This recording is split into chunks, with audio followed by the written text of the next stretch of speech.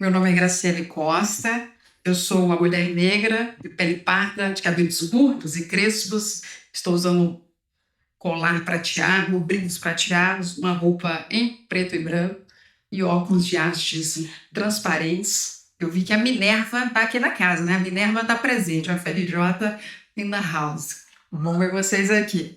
Quero começar agradecendo ao CFES pelo convite, em nome da presidente Kelly. Quero agradecer ao CRES Bahia pela recepção tão acolhedora desde o primeiro dia de CBAs.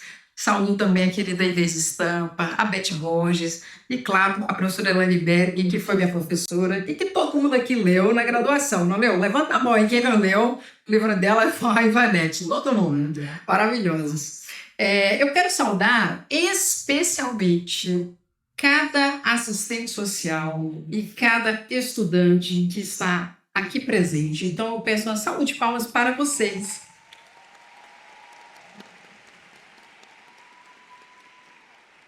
É nesses encontros que a gente se orgulha ainda mais de ser assistente social.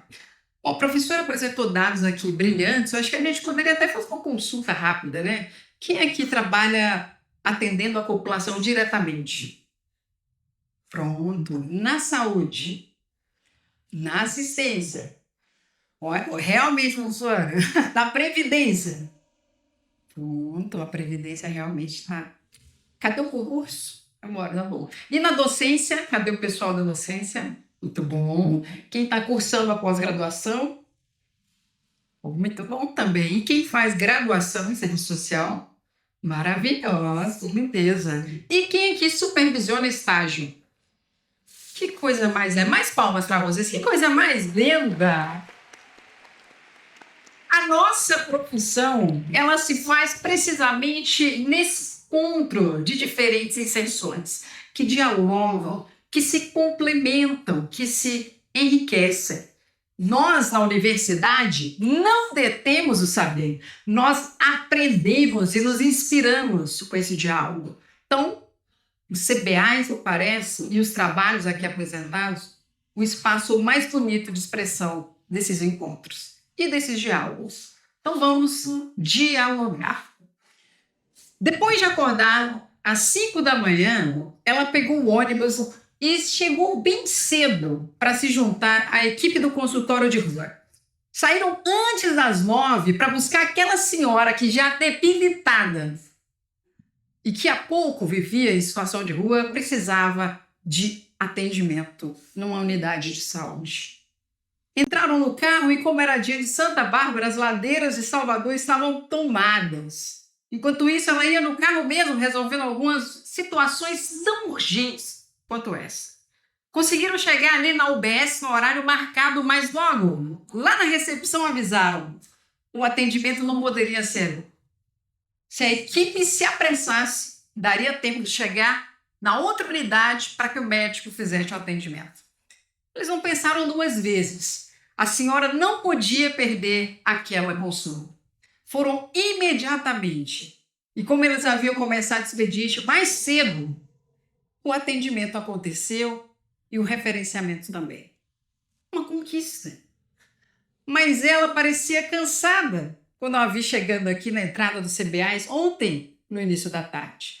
Era a primeira vez na vida que nós os víamos, mas o seu semblante e os desafios que ela enfrentou eram para mim tão familiares. Nós trocamos sorrisos, nos abraçamos e ela me disse que a população em situação de rua havia aumentado durante e depois da pandemia, ao passo que o custo de vida aumentou e os impostos seguiam cada vez mais regressivos. Há menos serviços, menos profissionais, menos instituições e benefícios para atender essa população que só cresce e que é de maioria negra. De fato, os dados do Ministério dos Direitos Humanos e Cidadania apontam que Salvador é a quarta maior cidade do país em termos de população em situação de rua, perdendo apenas para o Rio de Janeiro, São Paulo e Belo Horizonte. No Rio de Janeiro, de acordo com os dados da UFMG, são quase 22 mil pessoas vivendo nas ruas da cidade, para cerca de 3 mil vagas disponíveis nos abrigos. Mais de 19 mil pessoas sem alternativa. Mas lá no Rio é comum você encontrar a van da ordem pública da Guarda Municipal prestando, aspas, atendimento para a população que vive na rua. Em Florianópolis, eles criaram uma nova técnica de prevenção. Prevenir? Prevenir o quê? A pobreza massiva que assola a nossa população? O empobrecimento acelerado? Não. A chegada de possíveis pessoas em situação de rua. A solução encontrada pela prefeitura foi criar um posto avançado de assistência social bem na rodoviária e, basicamente, devolver os, aspas, indesejáveis. Em Chapecó, também em Santa Catarina. Cadê o pessoal de Santa Catarina daqui? Opa! Pessoal aí de Santa Catarina. Lá em Chapecó, as pessoas estão sendo retiradas do espaço urbano e sendo enviadas de modo compulsório para a área rural, sem equipe técnica, atendimento psicossocial, mas sob a vigilância 24 horas de guardas municipais. O que não tem sido diferente de cidades como Divinópolis, onde os prefeitos, inclusive, gravam e publicam nas redes sociais esse tipo de abordagem, solicitando que a população saia da cidade. Na luta pelo espólio do bolsonarismo, há uma bárbara disputa entre prefeitos e governadores para se saber quem estará à altura de suceder o capitão que foi preso. Em Minas Gerais, o próprio governador comparou em agosto de 2025 as pessoas em situação de rua com carros parados em local proibido. Logo, elas deveriam ser guinchadas. Em São Paulo, a chamada Cracolândia desapareceu. A prefeitura, o governo estadual e, claro, o editorial do Estadão celebraram o passe de mágica. Fim da Cracolândia é o triunfo da cidadania. Mas de qual cidadania? Para qual tipo de cidadão? As ruas esvaziadas em São Paulo e as prisões superlotadas escancaram o que está por trás dos truques desses ilusionistas. Um truque que quase sempre vem das cartolas da direita ou da extrema-direita. E não é coincidência. São justamente esses os governos que batem recorde nos gastos em segurança pública em estados como Rio de Janeiro, Rondônia, Sergipe e Mato Grosso. Não é por acaso que o Rio de Janeiro é o estado que mais gasta com segurança pública e um dos que menos investe na política de saúde. Na luta pela sucessão de Bolsonaro, o nosso governador considerou um sucesso a operação que executou 121 pessoas naquela que é conhecida hoje como a mais letal operação policial da história do Brasil. E o que aconteceu? Sua popularidade aumentou. Ele foi aplaudido de pé ao entrar numa igreja tão cheia quanto esse espaço. E nas redes sociais, comentários em sua defesa estiveram presentes, inclusive entre nós, assistentes sociais, que diziam e acreditar que nós estávamos aqui para defender cidadãos, mas cidadãos de bem. Essa é a realidade de muitos estados e municípios do nosso país. Um Brasil onde a questão social nunca deixou de ser caso de polícia.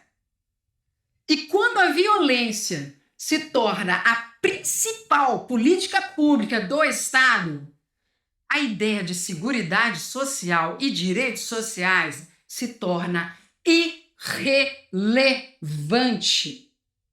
Em outras palavras, o que nós estamos falando aqui, tal qual brilhantemente a professora Elaine Bering indicou, é que a disputa pelo fundo público nada tem de abstrata. Do mesmo modo que a luta de classes nada tem de abstrata. Ela marca a vida de quem busca direitos sociais nos serviços em que nós trabalhamos e que encontram como resposta em suas comunidades e territórios não direitos, mas balas de fuzil ou encarceramento. Essas contradições marcam a vida de cada um de nós aqui que atua nas áreas da saúde, nas áreas da assistência, na área da previdência. Não há distância entre as pessoas que nós atendemos e nós, profissionais, que estamos todos submetidos à mesma lógica neoliberal que captura o fundo público com finalidades privadas. E como essa disputa pelo fundo público aparece no meu cotidiano profissional, professor? Porque vocês da universidade têm esse negócio de teoria, mas ninguém fala da prática, né? O pessoal às vezes tem essa conversa, né? Eu sei disso. Professor, cadê o pessoal? Às vezes está no estágio, chega, né? Aquela demanda. Professora, teoria. Não. Aqui o que a professora Elaine apresentou e nós estamos falando são formas de demonstrar o que o cotidiano, às vezes, não revela de imediato para nós. Como é que essa disputa pelo fundo público aparece no meu cotidiano profissional? Aparece quando uma única assistente social é contratada para atender 5 unidades de saúde. Um dia para cada semana. Quando não tem carro para fazer visita. Quando nós precisamos dividir uma cesta básica para 2 famílias. Quando o grupo de convivência para porque não há dinheiro para comprar lanche. Quando quem conquista as 30 horas a duras penas, como nós conquistamos, precisamos ter 2 ou 3 vínculos para pagar as nossas contas.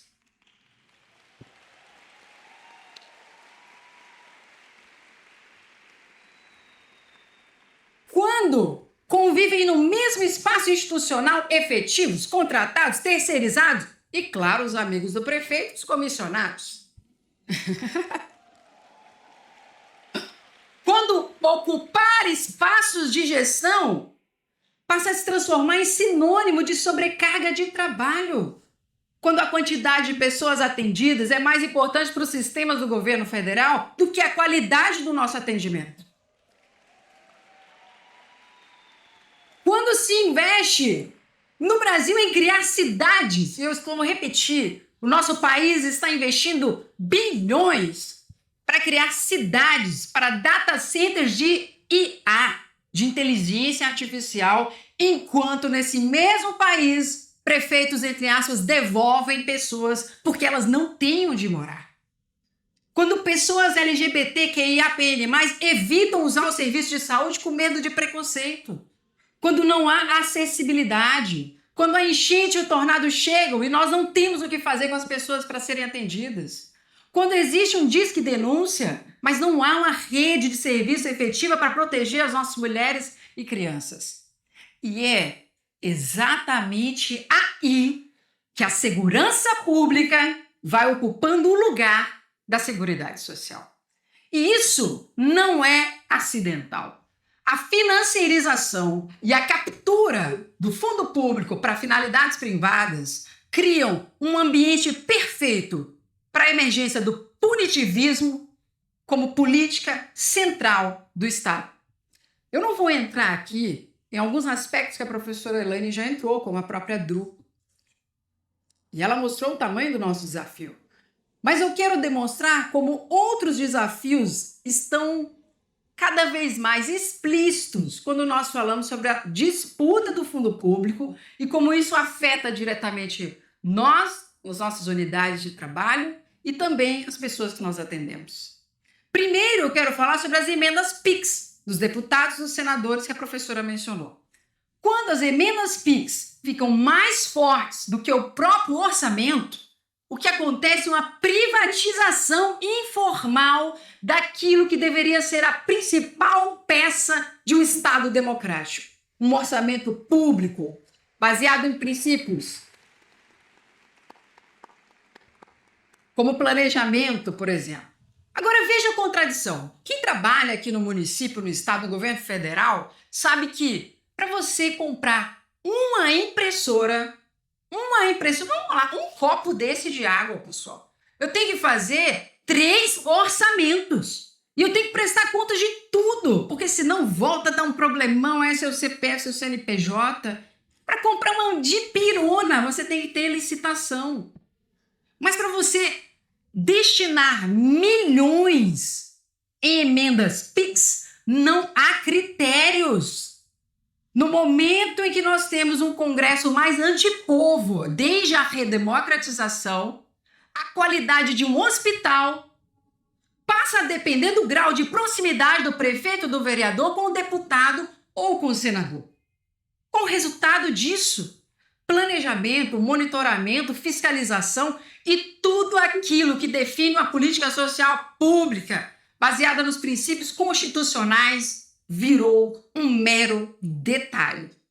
A Seguridade Social perdeu o seu lugar para um orçamento que se transformou em um orçamento paralelo. O segundo ponto que ameaça o fundo público como seu papel estratégico na construção de um Estado democrático, uma sociedade democrática, são os empréstimos consignados. As financeiras agora anunciam com orgulho consignado no Bolsa Família, no BPC e no FGTS. A pobreza no capitalismo contemporâneo se transforma em um ativo de mercado. E com o aval do próprio STF, o fundo público vai hoje diretamente para o mercado financeiro. Aquele recurso que deveria ser para enfrentamento da insegurança alimentar, da evasão escolar, se transforma em lucro. E quando os benefícios dessas pessoas são cortados, e eles estão sendo cortados nas famosas operações pente fino, as pessoas que consignaram seus benefícios permanecem com a dívida ativa. Esse processo vai gerando um endividamento, um empobrecimento das famílias que é ainda mais profundo e avassalador. O terceiro ponto que nós não podemos deixar de falar é sobre as apostas online e as bets. Segundo o Banco Central, somente em agosto de 2025, as bets tomaram quase 3 bilhões de reais dos beneficiários do Bolsa Família. Aqui, de novo, como os consignados, nós estamos falando de uma transferência direta do fundo público para essas plataformas e financeiras. Um brasileiro médio hoje gasta cerca de R$160 por mês com apostas de jogos online. Isso porque muita gente foi levada a acreditar que essa é sim uma segunda fonte de renda. E isso só faz sentido num contexto em que ser CLT se transformou, Inês, em xingamento.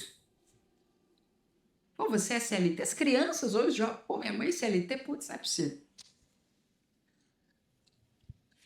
E ser xingamento a CLT não é sem razão. A reforma trabalhista de 2017 destruiu o que a CLT até então representava: estabilidade, direitos sociais e dignidade. Hoje, ser CLT significa acumular 2, 3 empregos, sendo quase sempre um deles nos aplicativos e sem qualquer proteção social. É isso ou virar MEI. O que vem criando uma bolha enorme no orçamento da Seguridade Social, porque nós estamos falando de uma modelagem em que a própria classe trabalhadora financia direta e indiretamente a Seguridade Social sem nenhum tipo de contribuição patronal. É nesse cenário que o fundo público vai sendo transferido para as emendas PIX, para as bets e para os consignados. É nesse contexto que nós vamos assistindo um outro tipo de transferência acontecendo.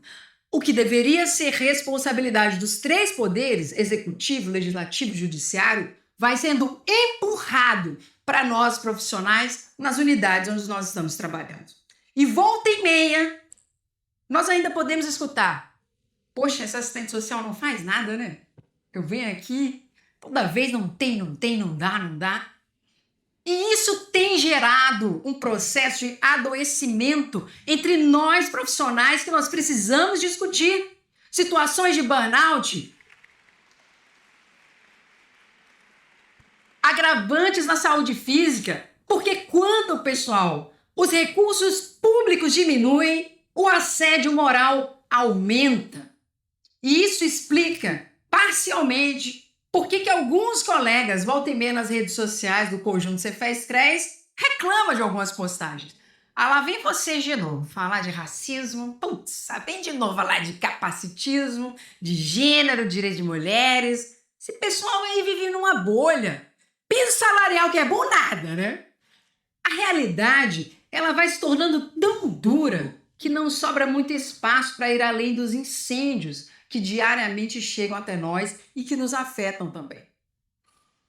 Nós temos que defender e lutar pelo piso salarial coletivamente.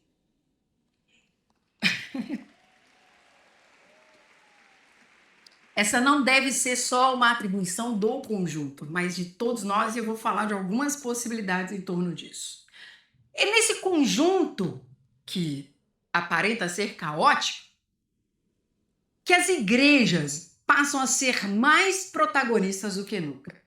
Tanto para subir as ladeiras nas comunidades e oferecer aquilo que o Estado não oferece em termos materiais, quanto para oferecer um conforto, um acolhimento e mesmo um tipo de cuidado. Quando a pessoa hoje diz eu sou cristã, eu sou cristão, ela também está se referindo aos vínculos que foram produzidos ali na igreja. Igreja essa que se tornou um dos poucos espaços comunitários de troca e de cuidado mútuo. Os terreiros, historicamente, também tinham esse lugar, mas o racismo os criminaliza. Mas quando os direitos sociais são negados pelo Estado e a violência se torna a única forma de mediação, a moral religiosa entra. O que nós defendemos é que as pessoas possam ter o que comer, onde morar, como cuidar da sua saúde física e mental, sem ter que entregar em troca disso a sua fé. Mas numa realidade onde o Estado se recusa a proteger e aposta em punir, a fé parece um preço baixo a ser pago em troca de um conforto, de um alimento e de uma morada. Quando o orçamento da Seguridade Social se reduz, a noção de direitos automaticamente se reduz junto. E essa não se trata de uma decisão técnica, ajuste orçamentário, corte de benefícios. Nós estamos falando de uma decisão política. E é também nesse contexto que as soluções mágicas dos nossos ilusionistas tendem a ganhar cada vez mais projeção. Prisão perpétua nos casos de feminicídio, spray de pimenta para as mulheres se protegerem, em lugar de se investir em redes de prevenção e proteção. Tigrinho, no lugar da luta para reverter o enfraquecimento dos sindicatos e da dilapidação da CLT, devolvam pessoas no lugar de se pensar políticas concretas de habitação e de emprego formal. Sem fundo público voltado para a concretização de direitos sociais, não há democracia que sobreviva. E não é por acaso que os governos de extrema-direita, ao redor de todo o mundo, têm atacado a própria noção de direitos humanos fundamentais e a noção de direitos sociais, tratando isso como algo de responsabilidade e foro individual. Quer que seu filho estude? Pague. Quer saúde? Pague. A sociedade não tem que pagar esse custo coletivo. Só nos resta então a barbárie como solução e o camburão subindo a ladeira. É assim que me parece que nós, assistentes sociais, somado ao que a professora Elaine aqui trouxe como agenda excelente, me parece que nós temos alguns desafios estratégicos a construir juntos.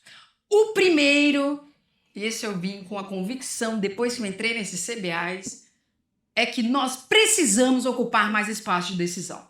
Nós precisamos de mais assistentes sociais vereadoras, nós precisamos de mais assistentes sociais deputadas, nós precisamos de mais assistentes sociais prefeitas, governadoras, senadoras e, quiçá, presidentes. A extrema-direita entendeu isso de maneira precisa. A nossa ex-primeira-dama, a Michele, está percorrendo o nosso Brasil. Cadê o Ceará? Está aqui o Ceará, cadê? O Ceará não está presente. Ah, está aqui. Estava lá no Ceará, a bichinha, causando contenda com o Ciro Gomes.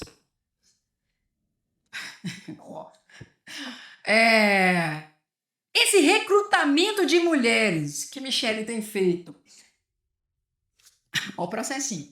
Esse recrutamento que Michele tem feito para arregimentar mulheres em lideranças locais para candidaturas, exemplo da concepção estratégica que eles têm de ocupação do Estado, disputa pelo fundo público e de projeto de sociedade. Nós também podemos aumentar nossa presença nesses espaços. Espaços que definem os rumos dos direitos sociais no Brasil. Professora, mas essa é uma solução dentro da ordem. Me parece que sim, ela é limitada. Mas não me parece ser uma escolha nesse momento nós optarmos por não estarmos nesse espaço. Tem sido uma questão de sobrevivência, não para nós apenas, mas para todas as pessoas que nós trabalhamos cotidianamente. E com elas construir isso. Ou até elas estarem nesses espaços e nós apenas incentivando. O segundo ponto estratégico, me parece, e esse é um ponto talvez polêmico, que é o de disputar a comunicação. Professora Marilda está aqui, que tanto... Vamos pegar umas palmas aqui, por favor? É isso, né? Acho que é todo dia que a gente tem Marilda Yamamoto aqui. Coisa mais linda. Um dos pontos que eu mais me encanto, dentre as várias coisas com a professora Marilda, é o quanto ela diz da relevância do poder que nós, assistentes sociais, precisamos nos lembrar o tempo inteiro quando estamos no trato com as pessoas que a gente atende, que é a linguagem. E a adaptação dessa linguagem ao público que estiver conosco nesses espaços. Sem comunicação, não há possibilidade de estabelecer formas de defesa de direitos sociais e até formas de ultrapassar essa sociabilidade capitalista. A extrema-direita captou a solidão das pessoas, o isolamento dos idosos, o medo que as pessoas constituíram diante desse cenário de barbárie via redes sociais, através da desinformação que é permanente. Nós não precisamos virar Virgínias, tá? Influencers. Mas nós podemos usar as redes sociais para explicar pelo menos o básico. O que é um direito social? O que é uma política social? Por que uma política pública é necessária? O que é a seguridade social? O que são conselhos? Por que os conselhos de direitos são relevantes? Qual é o papel das conferências? Por que o controle social, quando ele é forte, ele retira a disputa do fundo público das portas que são fechadas, dos gabinetes, em que se chega para o presidente do Conselho Municipal e fala: ou o senhor assina, o ano que vem não tem recurso. Isso também é disputa de fundo público. É também disputar afetos e atenção, especialmente de uma juventude que, diante desse cenário, tem se identificado cada vez mais como conservadora, de acordo com a pesquisa recente da Bloomberg. Para finalizar, vocês lembram lá da nossa colega que eu encontrei ontem, né? Chegando aqui no evento, ela me contou sorrindo, com um orgulho enorme, que veio para cá para os CBAs, para apresentar as iniciativas que ela e as companheiras dela tinham construído. E falou o quanto que estar aqui era importante para ela. Era revigorante para ela. E vejam, eu não estou aqui romantizando o cansaço, sobrecarga de trabalho ou ignorando subfinanciamentos. Eu estou dizendo que é apesar do cansaço e como ela, todos ou muitos de nós estamos aqui. Que nós não desistimos de acreditar. Que nós não desistimos de pensar que a saída é coletiva.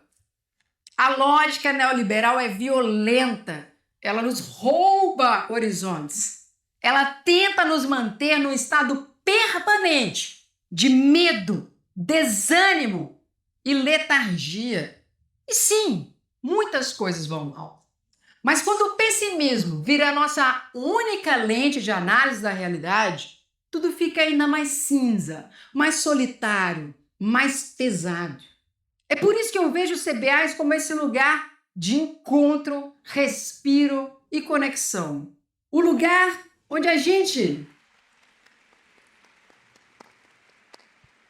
O lugar onde a gente lembra o tamanho da nossa potência quando estamos juntos. Juntos para sonhar, juntos para celebrar, juntos para repensar os nossos caminhos a partir de um projeto ético, político, profissional que nos une em torno da construção de uma outra forma de sociedade. Juntos para subir essa ladeira, talvez até cansados, Beth. A gente sobe devagarzinho no passinho, mas determinados e determinadas a não subir essa ladeira sozinhos. Foi aqui no CBAs que eu aprendi e vi a experiência em Poços de Caldas, de um grupo reflexivo para homens autores de violência contra a mulher, coordenado por uma assistente social, que conseguiu praticamente zerar a reincidência de práticas de violência entre os participantes do grupo. Cadê ela? Será que ela está aqui? Palmas para ela. Se não tiver, palmas também, porque foi bonito. Foi no CBAs que eu conheci um hospital em Pernambuco, onde a equipe percebeu que os cargos de gestão estavam adoecendo os colegas e ninguém queria mais. Você vai ser coordenador agora, Elaine? Vou nada. Você vai, Beth? Vai nada. Você vai, Lu? Vou nada. O que fazer? Deixar que os médicos e outras profissões ocupem esse espaço e digam para nós o que a gente tem que fazer? Não! A resposta foi coletiva, criar uma gestão compartilhada entre 3 colegas, dividindo as responsabilidades, construindo comissões de trabalho, construindo a gestão que se tornou horizontal e mais participativa. Foi no CBAs que eu conheci os grupos de convivência incríveis, como o de Salinas, em que as reuniões acontecem à noite, uma vez ao mês, e que são as próprias participantes que organizam o processo. A assistente social, ela compõe o espaço como uma mediadora. Cadê? Será que ela está aqui? Cadê Salinas? Não está aqui, mas merece palmas também.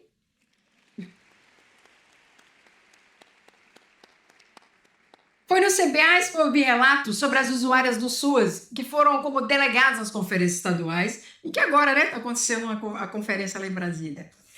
Essas usuárias disseram que pela primeira vez elas se sentiram gente. Se sentiram importantes, se sentiram cuidadas no motel, no café da manhã, e tudo isso para as pessoas ouvirem o que elas tinham a dizer. Todas essas experiências ganham ainda mais peso se nós observarmos que com a inteligência artificial em menos de 20, 10 anos, muitas das tarefas repetitivas que a gente faz, preenchimento de sistema, planilha, aquele relatório Ctrl-C, Ctrl-V, que às vezes rola, simplesmente isso não vai existir mais.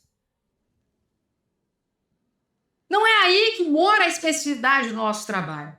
A especificidade do nosso trabalho é muito além dessas concepções que eventualmente têm seu lugar e relevância, mas que não são determinantes do nosso fazer profissional. A nossa potência como assistentes sociais está exatamente na capacidade de reunir pessoas, mobilizar pessoas, dialogar de modo crítico sobre a realidade que vivemos. Nossa potência está na capacidade de dialogar, ensinando e aprendendo ao mesmo tempo com as pessoas que nós atendemos.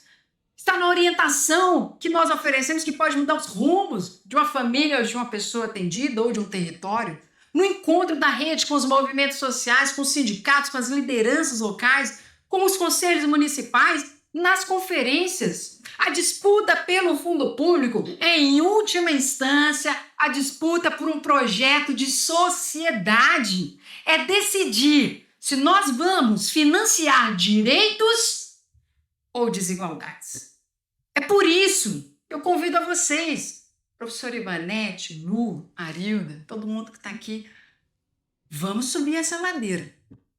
Mas nós vamos ter que subir juntos.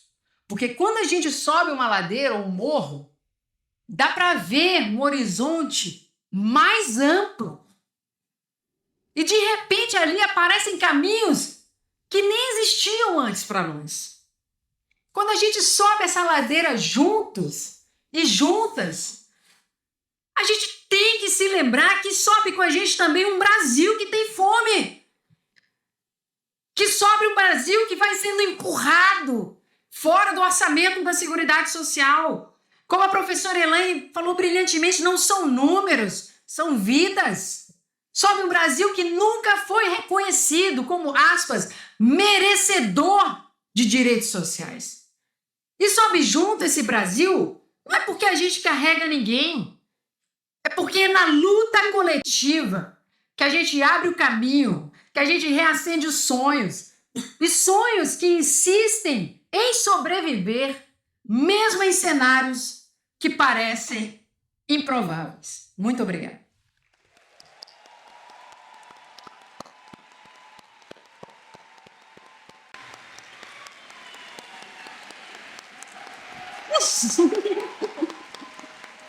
Muito obrigada. Lindas. Muito obrigada.